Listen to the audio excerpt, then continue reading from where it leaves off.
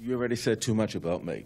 I only have limited time, and the talk I was supposed to give was Jews as Foreigners in Eretz Israel, Contemporary Paradigms in the American Academy. And my fundamental question is what happened? Not so long ago, Israel was celebrated in many parts of the world. Even Labour at one time in England supported Israel. Churchill sometimes supported Israel. It was okay. Yigal Allon went to St. Anthony's. Yigal Allon could not go to St. Anthony's today. I don't think so. The whole reputation of this state and of its academic institutions is really at risk. And I would consider that to be, in this particular institution, a security issue. And let me just say a few words about that. The issue is different from an Israeli perspective, and that's one that I have. My home is in Omer, outside Beersheba. I used to work at Sde Boker when I was director of the Ben-Gurion Research Institute. And my sense of what this country, how this country looks at BDS is very different than how it's looked at abroad. And I would hope by this event and other events like it that there would somehow be some coordination between those of us who work and live abroad and talk about Israel and those of us who actually live in it. From here, it's a serious problem. Not so serious as Professor Ziegler pointed out, as maybe some people on the outside think. We ought not to get hysterical about it. But yet, when academics don't come here, or example of my son, who has an English DPhil from Oxford, got a grant from this agency and from another agency, and the third one said no. Was it because it wasn't good science, or was it because he was Israeli? Who is to know? Is that just the beginning of something that's taking place? Some of us really think so. And in terms of the view from abroad, speak to many English Jews, how they feel about the profile that they present in public about being Jews, let alone being philo-Zionists. I can tell you that in the United States it's a serious problem. It isn't merely measurable things in terms of numbers. We heard earlier at the beginning of the session the numbers of anti-Israel incidents at campuses in America and how it's doubled or so in the last year. Maybe next year it'll double again. I can just tell you as an active participant in that process that many of my colleagues, my junior colleagues in particular, feel intimidated. My bank of information is largely anecdotal. I don't trust these statistics of what an anti or a pro-Israel event might be. And I get it from the people with whom I work within America. I was sent to America about 7 years ago by Avishai Braverman of Ben-Gurion University to establish a place where people abroad could learn about Israel. We've had 225 professors from 200 universities, literally from Moscow to Beijing, but largely in North America. And the reason is that if you examine the number, what it is that Americans have studied as they went to institutions of higher learning and got doctorates, you can count literally on the fingers of these two hands the amount of people who actually got degrees in Israel studies. Yes, they did the conflict. Yes, they did international relations. But to teach about Israeli society simply doesn't exist.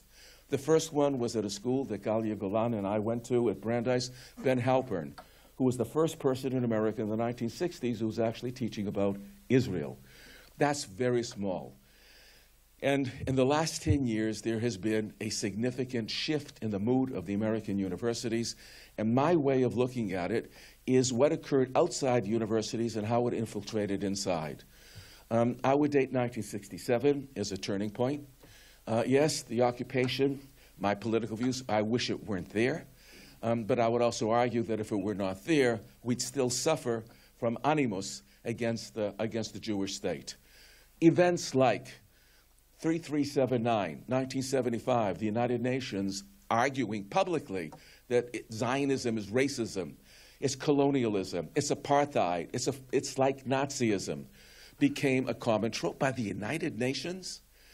That isn't only repealed until 1991, but if it's not officially in the United Nations, in fact, it is in the operation of that body. Then if you look beyond that to Durban, which is semi-United Nations, and a whole variety of other meetings, you have a paradigm shift. Chaim Weizmann wrote to Harry Truman in 1945 that probably no society in the world was as much written about, certainly of such proportions, than was the potential Jewish state. You could go into libraries, and I challenge you to do this. I've actually done it. And look at the shelves of books that were published in the 1920s, 30s, 40s, 50s, through the 60s. By and large, they are favorable to Israel. It begins to change in the 1970s, 1980s, and the closer you come to the present, the more difficult it becomes to find textbooks that actually privilege the Jewish position. What happened? Well, what happened, many things happened, and again, not just the occupation. What happened was the gathering of forces in a very concentrated, systematic way, which attacked the very essence of the validation, the authenticity of a Jewish state. Now, why, you have to ask, are in certain academic organizations anti-Zionism is so prevalent? It's not, as we pointed out earlier, it's not among the engineers, it's not the natural scientists. Then where is it? It's fundamentally in the humanities and to some extent in the social sciences. What happened there? Well, you can actually date when biblical studies began to take an anti-Zionist term. It begins in Copenhagen around 1970, it moves to Sheffield by the early 1970s. It's called minimalist or revisionist biblical studies. You can take a look at the development of revisionist archaeology. In fact, revisionism becomes an important word before 1986, 87, when my former colleague Benny Morris called himself a revisionist historian. You can look at English literature, and the great guru of English literature was Edward Said. In 1978, one of the great events in Middle East history took place. Edward Said wrote Orientalism. Just very brief anecdote is that when I first came to America to establish the Center for Israel Studies, I was given a website by WGBH, a very important educational television station. They asked me to vet over the course of the weekend before Rosh Hashanah, and they'd give me $500 for doing so. That immediately made me suspicious. Their history of the Middle East. And by and large, in 1978, is a more major Middle Eastern event, Edward Said's Orientalism. I suggested then, why not also suggest Bernard Lewis's What Went Wrong? That didn't go so far. In short, we can look at archaeology, we can look at the social sciences, we could look at some comparative politics, the whole notion of a colonial settler society. There's a whole range of terms that begin to emerge in the 1970s and 80s. We don't help them very much in terms of stymieing this, but in fact, in the vacuum of the American Academy, where Israel is not taught until recently, who was there to say it isn't so?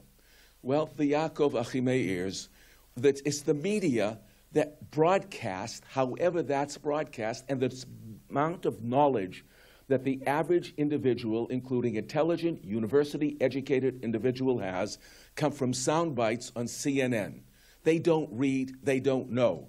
I can tell you that some of my colleagues who make decisions that affect how Jewish studies and how Israel studies are taught have read very little, if nothing, not one book.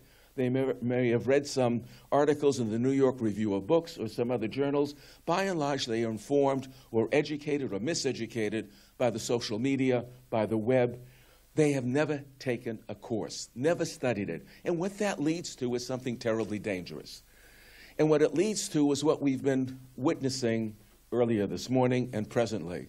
It's the tendency to view of Israel as a binary. Indeed, the whole Middle East is a binary. There are absolute goods and there are absolute evils. Now, that's unusual because in the way in which I was educated, and it's not so different the way in which you were educated, if you were an American, you studied American history, or a Frenchman studying French history, and so on and so forth, you learned about the complexities of your society. Not everything was perfect, not everything was right, not everything was wrong. It was a human society. But when everything becomes a binary, that opens it up to demonization, as was so well explained by Brahm. So we're in a tough spot, and I don't have time to develop this. There was a time when, and the fundamental point here, and the fundamental issue that irritates, aggravates me, and about which I'm writing, has to do with who really belongs here. And it has to do with the indigenous. If you read the 2007 Future Vision of Zionism, the first line of it, it says, "We the Palestinians are the indigenous peoples of this land." The word indigenous has been lifted from the experience of Central American Indians. By 1960, the International Labor Organization wants to begin creating international legislation for indigenous peoples. The notion of indigenous spreads to the First Peoples of Canada. It spreads to the Aborigines of Australia. By the 1990s, there's an attempt to create an international convention of indigenous peoples, and if you looked at the Middle East, there are only two indigenous peoples. They are the Marsh Arabs south of Basra and the Berbers of northern Africa. No, who wants indigenous peoples? They're trouble.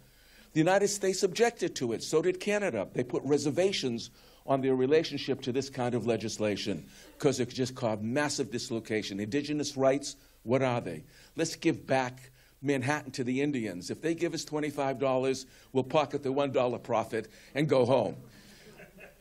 It's such an impractical idea, yet it carries enormous rhetorical weight. And what has occurred now, very briefly, one last sentence, one last minute, is if you list what my test is, the Bedouins amongst whom I live. I get up in the morning to a muezzin. I live in Omer when I'm not in Brookline, Mass. And I know my neighborhood very well. What one hears is a new kind of trope. We were here since time immemorial. Jews are not authentic. The Jews of the present are not connected with the Jews of the past. The Jews of Israel not necessarily have a relationship with those in the diaspora. We are artificial, and as artificial beings, it means we are subject to the accusation of colonialism. And once we become colonialists, it means that we can then become subject to the slander of apartheid. There is a logical step from one concept to another concept that begins with the disassociation of the Jews who live in Israel today from the Jews who lived in the past, and how different that was. The most important word that comes out of the United Nations in terms of we as Israeli citizens is the word reconstitute. We were given legitimacy to reconstitute ourselves in Palestine. And reconstitute means return, reform, rebuild, restore. And what's common to all of those words is re. Re meaning again. The world once saw us as legitimate, with a legitimate and a real and a vital connection with the ancient history of this place. If you take modern courses in Bible, in archaeology, in the social sciences, you begin to get a wholly different narrative, a different paradigm. That makes young people vulnerable. When you stand, as I did, from MLA to the Middle East Studies Association to anthropology over these last 10 months, and stand in a large ballroom in Washington with literally hundreds of people there, some heckling, some criticizing, mouthing nonsense, and essentially saying that you are but a colonial, fascist, Nazi, apartheid, racist, and some words that were used by my colleagues previously, and I won't reiterate now. And you wonder, how do intelligent people stay that way? Where do they learn this? And it's dangerous, because that's where Jewish youth go, and they're intimidated. You can't measure that in ways that social scientists would like, but they are intimidated. My colleagues are becoming increasingly intimidated. This is a place where future decision makers are formed. From the perspective of the present, this is nonsense. Boycott is not a war. It's a war by other means, but it's not that can really draw our blood. The economic boycott began in the 1920s in Jerusalem. By the 1940s, the Arab League has a political as well as an economic boycott. And we have 160 states that recognize Israel. Israel is a member of the OECD. So what difference does it make? Maybe not today, but as Cary Nelson ended his talk, it can make an enormous difference in the years to come. And if we don't do something about it now, we're putting future generations at risk.